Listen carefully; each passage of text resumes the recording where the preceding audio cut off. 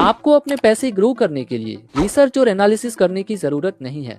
अगर आप उनमें से हो जो कि रिसर्च और एनालिसिस में अपना टाइम इन्वेस्ट नहीं कर सकते, then you can simply invest in mutual funds और आप can start investing through SIP. Welcome to day 9 of learning stock market from basics. So before investing in mutual fund, you should know that there are different types of mutual fund, which are equity funds, debt funds, hybrid funds and goal oriented funds. अब equity fund के अंदर भी there are many types of fund like large cap funds, mid cap funds, small cap funds, multi cap funds and index funds.